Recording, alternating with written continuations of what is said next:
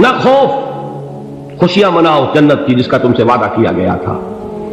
اللہ کی ربوبیت پر اطمینان جب انسان کو ہو جاتا، میرا رب اللہ ہے، ربی اللہ، انسان کے لیے نہ کوئی کھٹکا، نہ کوئی خطرہ، نہ کوئی خوف، نہ کوئی حزن۔ جو کچھ ہو رہا ہے کس کے اذن سے ہو رہا ہے؟ اللہ کے اذن سے۔ اللہ کے اذن کے بغیر پتہ تک نہیں ہلتا۔ یہ کوئی اندھا بہرا مادہ نہیں ہے جس سے مجھے کوئی خوف ہو۔ اندھا بھینسا چلا رہا ہو اس سے تو ڈرنے کا ہر انسان کو ڈرنا چاہیے، نہ معلوم کس کو ٹکر مار دے، لیکن نہیں، اس کائنات کو چلانے والا ایک سمیع و بصیر خدا ہے۔ وہ جو میرا دوست ہے، میرا ولی ہے، اللہ ولی الذین آمنوا یخرجہم من الظلمات الی النور، اللہ اہل ایمان کا ولی ہے، ساتھی ہے، پشت پناہ ہے، مددگار ہے، حمایتی ہے۔ بتائیے جسے یقین ہو جائے کہ اللہ میرا مددگار، اللہ میرا محافظ، اللہ میرا پشت پناہ، اللہ میرا حمایتی، اس کے لیے کوئی خوف ہوگا؟ اس سے کوئی ڈر ہوگا؟ میں مثال دیا کرتا ہوں ایک بہت سادہ، پنجاب کے دیہات کی۔ وہ بڑا چودھری ہے اور کوئی غریب کسان ہے۔ اس غریب کسان کی کہ جانوروں کو ہر وقت اندیشہ ہوگا چوری کا، کوئی میری بھینس کھول کر نہ لے جائے، کوئی میرا بیل کھول کر نہ لے جائے، لیکن جس کے بارے میں یہ سب کو معلوم ہو کہ وہ جو بڑا چودھری ہے وہ اس کا دوست ہے، اس کی بچیا کو کوئی خوف ہوگا؟ اس کی بھینس پر کوئی ہاتھ ڈالے گا؟ اسے کوئی اندیشہ ہوگا؟ نہیں۔ کیوں؟ کہ وہ بڑا چودھری، بڑا اس کا یہاں کا سردار، جاگیردار، سب کو معلوم ہے وہ میرا دوست ہے، کوئی میرے خلاف اقدام نہیں کر سکتا۔ اس دنیا میں یہ چھوٹی سی بات اگر آپ کے دلی اطمینان اور سکون کا باعث بن سکتی ہے تو ذرا تصور کیجئے۔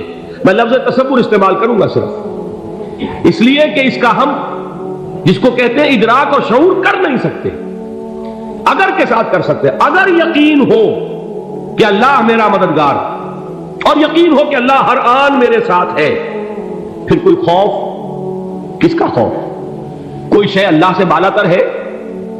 کوئی قوت اس سے زیادہ طاقتور ہے؟ کوئی اس کے ارادے کو بدلنے والا ہے؟ کوئی اس کی مشیت کے آڑے آنے والا ہے؟ یہی بات ہے جو حضور نے فرمائی، یہ ایمان کا حاصل ہے لب لباب، کہ دیکھو اچھی طرح اس بات کو ذہن نشین کر لو، اگر تمام انسان مل کر تمہیں کوئی نقصان پہنچانا چاہے نہیں پہنچا سکتے مگر جو کچھ اللہ نے لکھ دیا ہو، اور تمام انسان مل کر تمہیں کوئی نفع پہنچانا چاہے نہیں پہنچا سکتے مگر وہ شے جو اللہ نے طے کر دی۔ آپ پھر میں کہوں گا ذرا طاری کیجئے، اسے فرض کیجئے، اسے سوچئے، اگر اس حدیث پر ہمارا دل ٹھکا ہوا ہو تو کسی سے ڈر ہوگا؟ یہ مجھے نقصان نہ پہنچا دے، یہ میری رپورٹ خراب نہ کر دے، یہ میری انکریمنٹ نہ رکوا دے، یہ میرا یہ نہ بگاڑ دے، یہ میرے یہ نقصان نہ پہنچا دے۔ اس کا ڈر، اس کا ڈر، اس کا خوف، اس کی خوشامد، اس کے لیے جا کر طرح طرح سے اپنی عزت نفس کو ذلیل کروانا اس کے سامنے، یہ سب کچھ کیوں کرتا ہے انسان؟ جب سمجھتا ہے کہ اس کے ہاتھ میں میرا کوئی نفع ہے، اس کے ہاتھ میں میرے لیے کوئی ضرر ہے، یہ مجھے کوئی گزن پہنچا سکتا ہے، یہ مجھے کوئی نقصان پہنچا سکتا ہے، یہ میرا کوئی کام بنا سکتا ہے، یہ میری کوئی ضرورت پوری کر سکتا ہے، اسی کا نام شرک ہے۔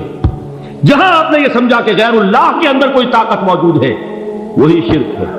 بتوں سے تجھ کو امیدیں، خدا سے نو امیدی، مجھے بتا تو صحیح اور کافری کیا ہے؟ شرک تو یہ ہے جس پر بھی تمہیں یہ خیال ہے، کلمہ ہے یہ کلمہ سوم، لا حول ولا قوت الا باللہ، ذرا اس پر دل کو کبھی اگر آپ تصور کریں، پھر فرض کریں، دل ٹھک جائے، اس پر کوئی طاقت نہیں۔ یہی بات تھی جو شیخ عبد القادر جیلانی رحمۃ اللہ علیہ نے اپنی وصیت میں اپنے بچے سے کہی۔ 11ویں دینے والے ہیں لیکن حضرت شیخ عبد القادر جیلانی کی وصیت اور تعلیمات کو کتنے لوگ جانتے ہیں؟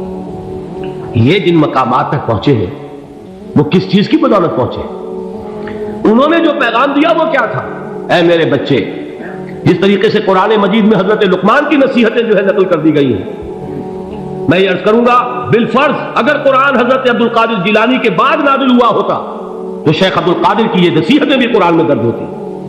اتنی اونچی نصیحتیں ہیں، اے میرے بچے اس حقیقت کو ذہن نشین کر لے، لا فاعل فی الحقیقت ولا مؤثر الا اللہ، اس کائنات میں نہ کوئی فاعل حقیقی ہے نہ مؤثر حقیقی ہے سوائے اللہ۔ کسی شے میں کوئی تاثیر نہیں اگر اللہ نہ چاہے، آگ جلا نہیں سکتی اگر اللہ نہ چاہے، پانی ڈبو نہیں سکتا اگر اللہ نہ چاہے، زہر ہلاک نہیں کر سکتا اگر اللہ نہ چاہے، کوئی چیز فائدہ نہیں پہنچا سکتی اگر اللہ نہ چاہے۔ تو در در پہ کیوں سر جھکاتے ہو، در در پر کیوں جبیں سائی کرتے ہو، سب کے سامنے کیوں ہاتھ پھیلاتے ہو؟ ایک اللہ سے مانگو، ایک اللہ کے سامنے زمین پر اپنی جبین رکھو، لا فاعل فی الحقیقت ولا مؤثر الا اللہ۔ نظر آتا ہے ہمیں کہ پانی پیاس بجھا دیتا ہے، پیاس بجھانے کی صلاحیت پانی میں نہیں ہے، اللہ کے اذن سے۔ کھانا بھوک مٹا دیتا ہے، بھوک مٹانے کی صلاحیت کھانے میں نہیں ہے، اذن رب میں۔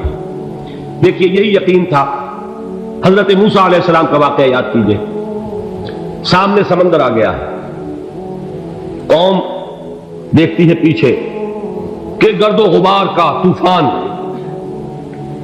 معلوم ہوا کہ فرعون اپنے لشکر سمیت آ گیا۔ لشکر جب چلتا تھا تیز رفتاری کے ساتھ تو گرد و غبار کا جو طوفان اٹھتا تھا اس کا تصور کیجیے، اور لمحہ بلمحہ وہ قریب آ رہا ہے۔ پوری قوم نے کیا کہا؟ اے موسیٰ انا لمدرکون، اے موسیٰ ہم کو پکڑے گئے۔ قرآن مجید میں تو یہاں وہ باتیں نہیں لکھی ہیں، لیکن تورات میں یہ درج ہے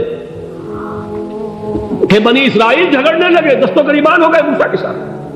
موسیٰ نے یہاں مروایا لا کر، اس سے تو ہم ہی بہتر تھے، وہاں کھانے کو ملتا تھا، زندگی تو تھی، بیگار ہم کر رہے تھے، موت تو نہیں تھی۔ اب جو کچھ ہوگا اس کا تصور کرو، جس طریقے سے ہمارے ٹکڑے اڑائے جائیں گے۔ تو لڑ رہے ہیں حضرت موسیٰ علیہ السلام سے، یہ تورات کی تفصیل ہے۔ قرآن میں صرف اتنا آیا ہے، پریشان ہو کر انہوں نے کہا انا لمدرکون، موسیٰ ہم کو پکڑے گئے۔ اس وقت موسیٰ کا جواب کیا ہے؟ کلا ان معی ربی سیہدین، نہیں، میرے ساتھ میرا رب ہے، وہ راستہ دے گا۔ بتائیے کہاں راستہ نظر آ رہا ہے؟ یہ ہے ایمان بالغیب۔ راستہ نظر نہ آئے تب اللہ پر یقین ایمان ہے، جیب میں پیسے ہوں اور تب دل کو اطمینان ہے، تو ایمان کس پر ہوا؟ پیسے پر، اللہ پر نہیں۔ جب وسائل و ذرائع نہ ہو اور پھر یقین ہو کہ اللہ مسبب الاسباب ہے، وہ اسباب کا پابند نہیں ہے، وہ اسباب کا محتاج نہیں ہے، اسباب اس کے محتاج ہے۔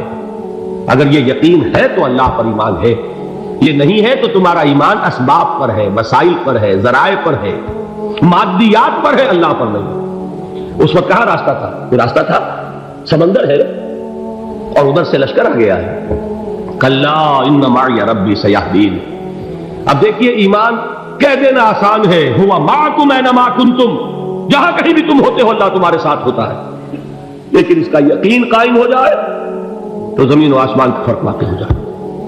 یہی بات ہوئی حضور کے ساتھ، غار ہے، چھپے ہوئے ہیں محمد رسول اللہ اور آپ کے وہ یار غار ابو بکر صدیق رضی اللہ تعالی عنہ۔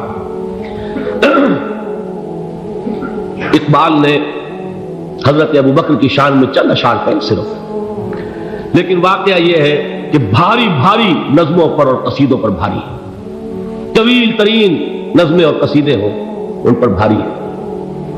ہمتیں ابو بکر کی ہمت جو ہے، کشت ملت را جو ابر، جیسے بارش سے کھیتی اپجتی ہے، ابو بکر کی ہمت اور عظیمت اس امت کو اسی طرح سینچنے والی ہے۔ ثانیے اسلام و غار و بدر و قبر، وہ دوسرے تھے اسلام میں، دوسرے پہلے کون تھے؟ انا اول المومنین، حضور فرماتے ہیں سب سے پہلا ایمان لانے والا میں، دوسرے ابو بکر۔ ویسے ہمارے ہاں یہ چلتا ہے اختلاف، حضرت علی پہلے ہیں کہ حضرت ابو بکر پہلے ہیں، لیکن اس میں بڑی خوبصورت تطبیق قائم کی ہے علماء نے، اور بہت صحیح ہے۔ چار کے بارے میں فیصلہ ہی مت کرو کہ کون پہلے، ان کی ایک عجیب تقسیم کر دی ہے۔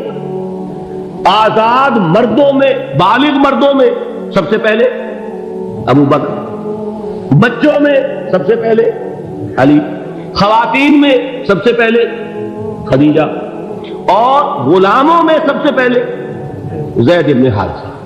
بڑی پیاری تقسیم ہے، یہ چاروں ہی پہلے ہیں۔ ہر ایک کے لیے ولیت ہے. اور واقعہ یہ ہے کہ اگر زمانی اعتبار سے تعین ہوگا تو پہلے خدیجۃ الکبریٰ آئیں گی رضی اللہ تعالیٰ عنہ. کسی اور سے بات کرنے کی نوبت بعد میں آ سکتی ہے، پہلے تو اہلیہ محترمہ سے بات ہوئی. آتے ہی پہلی وحی ہوئی ہے، ابھی تبلیغ کا حکم نہیں تھا. کس کو بتایا واقعہ؟ ابھی اپنی نبوت کی تبلیغ کا تو حکم ہی نہیں آیا. واقعہ کس کا ہے؟ وہ خدیجہ کا ہے. جب کہا ہے کہ خشیت علی نفسی، مجھے اپنی جان کا اندیشہ ہے، تو کیا جواب دیا خدیجہ نے رضی اللہ تعالی عنہا؟